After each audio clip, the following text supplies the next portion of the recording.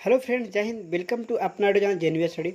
दोस्तों, आज वीडियो में हम लोग बात करेंगे फिर से हिस्ट्री के क्वेश्चन के बारे में, अकबर के बारे में। ठीक है, अकबर माने गुलाम वंश के मुगल वंश के बारे में हम लोग फिर से बात करेंगे। अकबर, ठीक है, यानी अकबर के बारे में हम लोग देखेंगे कि अकबर ने किस तरह से मैंने मुगल वंश का मतलब कि देखभाल किया। ठीक है, उसका क्या क्या इसका योगदान रहा मुगल वंश में। ठीक है, वो किस तरह से यहाँ के जनता को मतलब कि प्रभावित करते हैं और किस क्या क्या का निर्माण करते हैं, इसको बारे में डिटेल से जानेंगे। कौन कौन से युद्ध का भी खेलते हैं, युद्ध लड़ाई करते हैं। ठीक है, और किस में विजय प्राप्त करते हैं। ठीक है, तो इस तरह से हम लोग इस वीडियो में जानेंगे। ठीक है, तो चलते हैं क्वेश्चन की और हम लोग पॉइंट बाई पॉइंट को देखेंगे। दोस्तों, अगर आप लोग को ये वीडियो अच्छा लगे तो इस छोटे भाई के चैनल को सब्सक्राइब और बेल आइकन वाली घंटी को प्रेस जरूर कीजिए। तो देर ना हो, चलते हैं क्वेश्चन की ओर।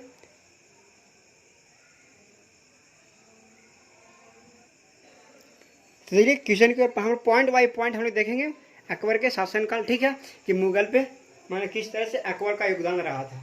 तो हम लोग जानते हैं कि अकबर जो अकबर का 1556 से 605 ईस्वी तक मतलब के शासन किए थे मुगल पे। ठीक है, कहाँ पे मुगल वंश है, मुगल वंश पे कहाँ से कब से 1556 से 1605 ईस्वी तक मतलब यहाँ पे शासन किए थे। कौन? अकबर। हम लोग जानते हैं जो अकबर जो हुमायूं का पुत्र है। किसका? हुमायूं का पुत्र है। ठीक है, हुमायूं का पुत्र है। अकबर का 1556 में मतलब इसका राज्याभिषेक होता है, यानी इनको मृत्यु होने के बाद। ठीक है, किसको? अकबर के। और 1556 में इसमें राजगादी बैठते हैं और यहाँ पे मुगल पे अपना शासन मतलब कि मुगल वंश को मतलब कि देखभाल करते हैं। कौन? अकबर। तो हम लोग देखेंगे इसी को पॉइंट बाई पॉइंट किस तरह से इसका योगदान रहता है मुगल में। देखिए, मुगल वंश का योगदान किस तरह से करते हैं। ठीक है, 15 अक्टूबर 1542 को अकबर का जन्म किसके यहाँ हुआ था। तो देखिए, कहने का मतलब हुआ कि 15 अक्टूबर 1542 का अकबर का जन्म कहाँ हुआ था, किसके कहाँ हुआ था। ठीक है, यानी कि देखिए, तो अमरकोट कहाँ? अमरकोट राणा बीरबल के महल में हुआ था। कब हुआ था? 1542 में हुआ था। ठीक है, उस टाइम मतलब कि हुमायूं जो थे, इनको पिताजी थे हुमायूं, जो यहाँ से मुगल को छोड़ के चला गए थे। क्यों चले गए थे? कि कनौज का युद्ध में हुमायूं को शेर ससुरी ने हरा दिए थे। हम लोग शेर ससुरी के वंश के बारे में एक वीडियो बनाए हैं और इस वीडियो को आप लोग देखें। अगर आप लोग नहीं बना देखे हैं तो प्ले स्टोर बना हुआ है। ठीक है, प्ले लिस्ट में जाके आप लोग देख सकते हैं। ठीक है, उसमें आसानी से आपको वीडियो मिल जाएगी। देखिए, 15 अक्टूबर 1542 में अकबर का जन्म कहाँ हुआ था? तो अमरकोट। कहाँ? अमरकोट अभी कहाँ है? पाकिस्तान में। ठीक है, अमरकोट के राणा बीरबल के महल में हुआ था। अब बात समझ में। तो इस तरह से हम लोग अगला पॉइंट कह रहे हैं। हुमायूं के असामयिक मृत्यु के पश्चात अकबर का राज्याभिषेक कहाँ पर किया गया था? तो कन्नौर में किया गया था। कन्नौर कहाँ? कलानौर में किया गया था, जो भाई पंजाब में है। ठीक है, कलानौर कहाँ? पंजाब में है। ठीक है, उसका राज्याभिषेक कराया जाता है। उसका मतलब कि उसका मृत्यु हो जाती है। ठीक है, गिरने से मृत्यु हो जाता है। ठीक है, इसी के पश्चात इनको बनाया जाता है। कहाँ? कलानौर में, पंजाब में इसका राज्याभिषेक कराया जाता है। किसको? अकबर का। देखिए, अगला पॉइंट करा अकबर ने अपने संरक्षक एक बैरम खां जो थे, बैरम खां को कौन सी उपाधि प्रदान की गई थी? तो उसको खान ने खाना को उपाधि दिए थे अकबर ने। ठीक है, उसको उपाधि प्रदान किया गया था, मैंने दिए थे अपने संरक्षक को, यानी उसको मतलब कि संरक्षक थे, मैंने उसको देखभाल करते थे। किनको? अकबर को। कौन? बैरम खां। एक बैरम खां जो थे बहुत शक्तिशाली थे। ठीक है, उन्होंने अकबर को देखभाल करते थे। ठीक है, मैंने इसको बचा के मतलब कि देखभाल युद्ध में मतलब कि सहायता बहुत करते थे। तो उसका उपाधि दिए थे। उसका उपाधि के नाम है खान ए खाना। क्या? खान ए खाना। दोस्तों, आप लोग मतलब कि ये सब जो क्वेश्चन है उसको आप लोग नोट कीजिए जरूर। ठीक है, क्योंकि ये सब क्वेश्चन बहुत इंपॉर्टेंट है। ठीक है, आप लोग का एकदम क्वेश्चन मतलब कि एसआई में, ठीक है, बहुत सारे मतलब कि एसएससी में बहुत से क्वेश्चन पूछे गया है। ठीक है, तो आप लोग इस सब के क्वेश्चन को जरूर नोट कीजिए। देखिए, क्या अकबर ने सर्वप्रथम अकबर जो थे सर्वप्रथम वैवाहिक संबंध किस राजपूत वंश से स्थापित किए थे? यानी कहाँ से? कछवाहो राजपूत। मतलब कहाँ का राजपूत है? कौन सा राजपूत वंश से? तो कछवाहो से। कहाँ? कछवाहो राजपूत वंश से मतलब उसको वैवाहिक संबंध था। ठीक है, किसका? अकबर का। देखिए, नोट पॉइंट लिखिए। कह रहा 5 नवंबर 1556 को मुगल सेना हेमू के मध्य पानीपत का दूसरा युद्ध हुआ था। ठीक है, कौन कौन? मुगल सेना। कौन? मुगल सेना और हेमू के बीच हुआ था 1556 में। हम लोग जानते हैं कि 1526 से पानीपत का प्रथम युद्ध था। ठीक है, किन के बीच होता है? तो इब्राहिम लोदी यानी लोदी वंश का अंतिम शासक इब्राहिम लोदी और बाबर जो मुगल वंश के संस्थापक थे, उन्हीं के बीच हो जाता है युद्ध। कब? 1526 में। और वही युद्ध का नाम रखा जाता है क्या? पानीपत का युद्ध, यानी पानीपत जगह पे हुआ था जो अभी हरियाणा में है, तो यहीं पर हुआ था। और देखिए 5 नवंबर 1556 में मुगल सेना था, ठीक है, कौन? हेमू और पानीपत मतलब कि हेमू के बीच हुआ था, मुगल वंश सेना और हेमू, ठीक है, उनका दूसरा हुआ था, ठीक है, जिसमें हेमू की पराजित हुई थी, मैंने जिसमें हेमू को हार मिली थी, ठीक है, और मुगल सेना का हुआ था, जीत गए थे, ठीक है। किसमें?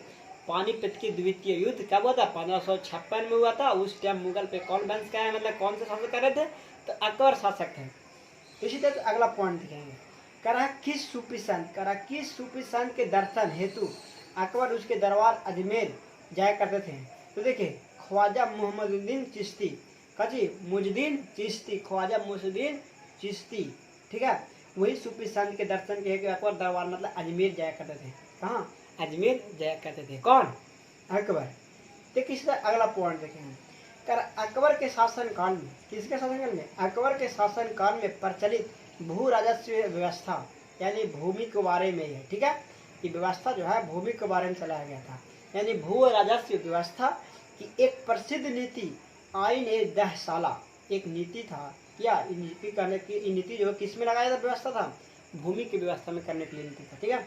आईन ए 10 साला पत्ती किसके द्वारा स्थापित किया गया था? तो इटोडर्मल के लिए, ठीक है, इटोडर्मल जो थे जो अकबर के दरबार में रहते थे, ठीक है, कौन? टोडरमल। आई बात समझ में? तो देखिए भू राजस्व व्यवस्था के लिए आईन ए 10 साला पत्ती का भी निर्माण हुआ था, किसने कराए थे? तो टोडरमल ने कराए। कौन स्थापित किए थे? टोडरमल। तो इसी तरह से हम अगला पॉइंट देखेंगे। अगला पॉइंट कह रहा है अकबर द्वारा सभी धर्मों में सामंजस्य स्थापित करने के लिए वर्ष 1582 में किस धर्म का स्थापना किया था?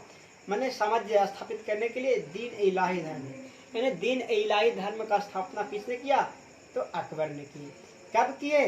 1582 में किए। कब किए? 1582 में किए, ठीक है। देखिए इसी तरह से अगला पॉइंट देखेंगे, दीन इलाही क्या? एक धर्म है, यानी दीन इलाही धर्म में को स्वीकार करने वाला पहला एकमात्र हिंदू कौन था? तो बीरबल थे। बीरबल जो थे हिंदू थे, और बीरबल जो अकबर के दरबार में रहते थे। अकबर दरबार में कौन? टोडरमल और बीरबल भी रहते थे। तो देखिए ये जो बीरबल जो थे एकमात्र हिंदू थे जो मुसलमानी धर्म में दीन इलाही को स्वीकार किए थे सबसे पहले, ठीक है। क्वेश्चन आते रहता है कि दीन इलाही धर्म को स्वीकार करने वाला पहला एकमात्र हिंदू कौन थे? तो कौन बताएंगे? बीरबल। अगर एग्जाम में आ गया तो किसके पर टिक करेंगे? तो बीरबल को टिक कीजिएगा, ठीक है। इस तरह से देखिए महाभारत का फारसी अनुवाद रजमनामा के नाम से फैजी के नेतृत्व में किया गया था, ठीक है। भारतनामा जो है जो फारसी में अनुवाद किया गया था महाभारत जो है फारसी में अनुवाद रजमनामा के फौजी के नेतृत्व में किया गया था, जिसमें बंदियानी भी शामिल था। क्या? बंदियानी भी शामिल था।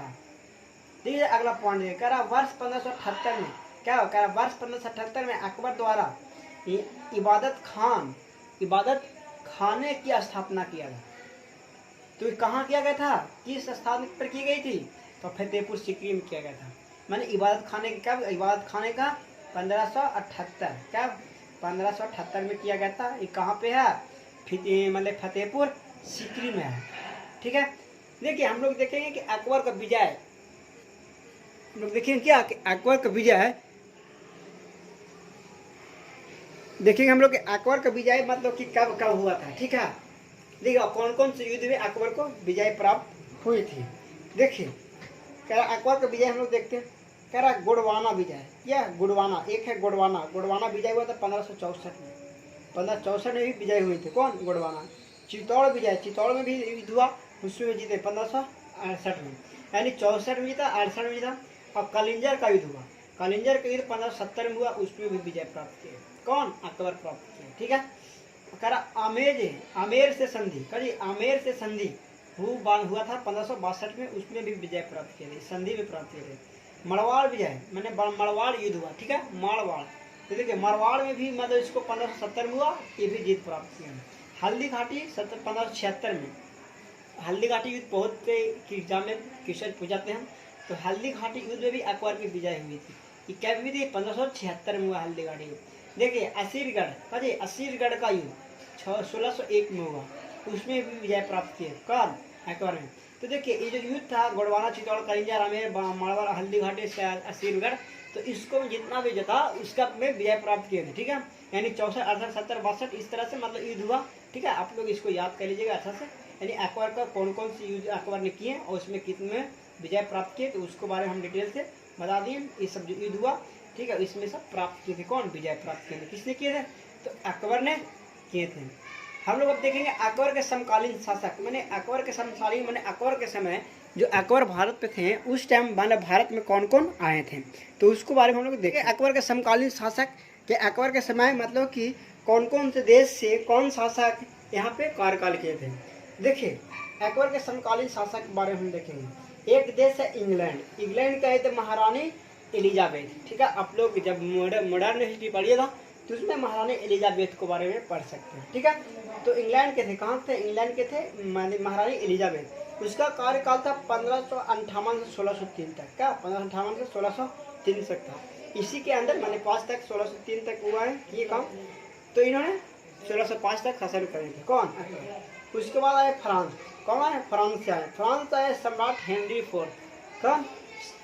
सम्राट हेनरी फोर्थ आए। ठीक है, तो उनका रहा 53 से 1610 तक। क्या 1553 से 1610 ईस्वी तक का मैंने कार्यकाल रहा। ठीक है, उसके बाद ईरान से आए। कहाँ से? ईरान से आए। ईरान से आए शाह अब्बास। कौन?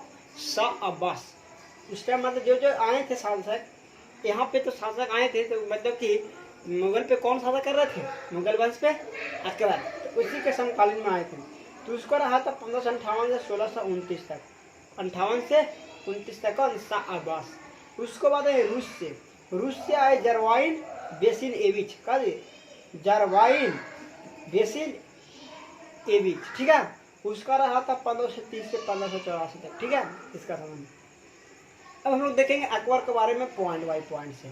अगला पॉइंट का रहा कि अकबर ने बंगाल तथा बिहार को किस वर्ष मुगल साम्राज्य में सम्मिलित किया था। अकबर ने बंगाल तथा बिहार, बंगाल और बिहार उस टाइम साथ में था। ठीक है, यानी बंगाल और बिहार को किस वर्ष मुगल साम्राज्य 1576 में मतलब कि सम्मिलित किया था। ठीक है, बंगाल और बिहार को सम्मिलित कर दिए थे कौन? अकबर ने किए थे। क्या 1576 में। अब बंगाल बिहार में था 1905 में। और बिहार का होता बिहार मतलब उड़ीसा से अलग होता है तो 1936 में। और बिहार झारखंड कब होता है? 15 नवंबर 2000 ईस्वी में होता है। ठीक है, तो इस तरह से हम लोग देखे होंगे, पढ़ चुके होंगे। तो देखिए अकबर जो थे बंगाल और बिहार को एक साथ में मुगल साम्राज्य मिला लिया था। कब? तो 1576 में मिला लिया था। कौन? अकबर ने बिहार और बंगाल को मिलाए थे। ठीक है, अगला पॉइंट है कह रहा किस मुगल बादशाह यानी किस मुगल बादशाह के विरुद्ध जौनपुर में फतवा, जौनपुर से फतवा जारी किया गया था। तो अकबर के ही विरुद्ध किया गया था। किसके विरुद्ध? अकबर के विरुद्ध किया गया था। जौनपुर से फतवा क्या? जौनपुर से फतवा जारी कौन? अकबर के विरुद्ध में किया गया था। देखिए अगला पॉइंट कह रहा अकबर द्वारा श्रेष्ठम इमारतों मैंने श्रेष्ठम इमारतों कहाँ पर निर्मित करवाई गई थी? तो फतेहपुर सीकरी में। कहाँ पे? तो फतेहपुर सीकरी में करवाए गए थे। कहाँ? फतेहपुर सीकरी में करवाए गए थे। ठीक है, अगला पॉइंट देखकर अकबरनामा। देखिए अकबरनामा एक पुस्तक है। ठीक है, इसकी रचना किसी के थे? अब्दुल फजल। कौन के थे? अबुल फजल सॉरी कौन? अबुल फजल द्वारा अकबरनामा का मतलब इसमें अकबर के बारे में, जीवनी के बारे में चर्चा किया गया है। अकबरनामा के बारे में। अकबरनामा पुस्तक जो है इसमें किसके बारे में चर्चा किया गया? तो अकबर के बारे में। इसका लेखक कौन है? अबुल फजल।